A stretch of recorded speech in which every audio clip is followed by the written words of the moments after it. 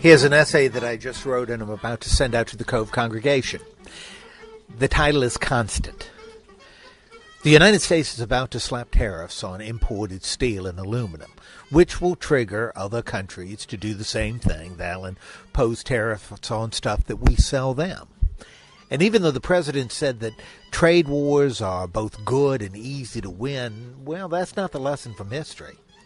As a matter of fact, generally they're long and drawn out, and they tend to damage everyone involved.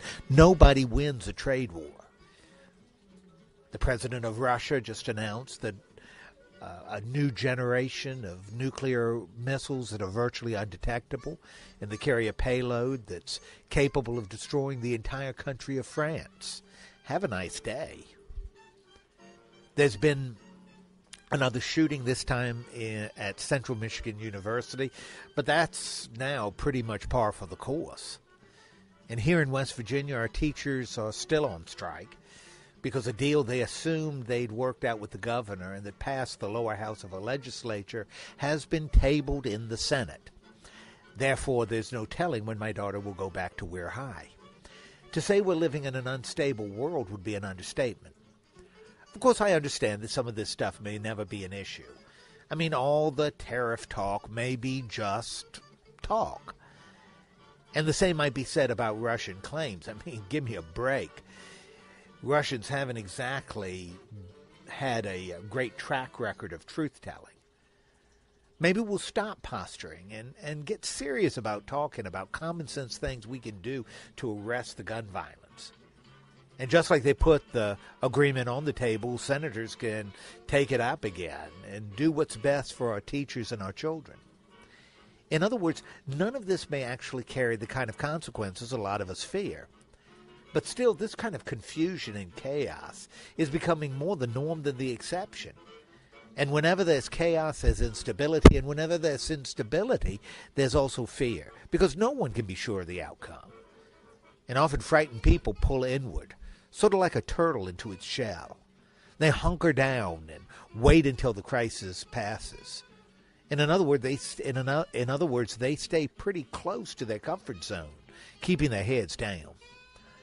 But even though that's easy, maybe even natural for us all to do, people of faith don't have to stay still and quiet. Because we trust in something the world just doesn't understand. You see, we can claim that there's one thing that's constant, and there's one secure port in the storm, that there's one solid rock surrounded by sand. You see, it's like what the prophet Isaiah wrote. Don't be afraid, I'm with you. Don't tremble with fear, I am your God. I will make you strong as I protect you with my arm and give you victories. Everyone who hates you will be terribly disgraced. Those who attack will vanish into thin air. You will look around for those brutal enemies, but you won't find them because they will be gone. I am the Lord your God. I am holding your hand, so don't be afraid. I'm here to help you. And remember, the Apostle Paul wrote, finally let the mighty strength of the Lord make you strong. Put on all the armor that God gives, so that you may defend yourself against the devil's tricks.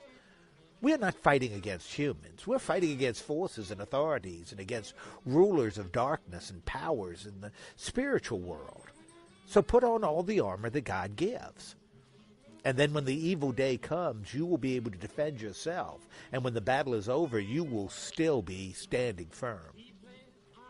And Jesus himself said, the sky and earth won't last forever, but my words will. You see, as we trust in God and his constant presence and immutable protection, we can move past some of the fear that's bred by instability. And even though our needs may be less than secure, we might still be able to muster the strength and courage to address the causes for the chaos and instability, confident in that one constant that transcends presidents and shooters and strikes. Amen.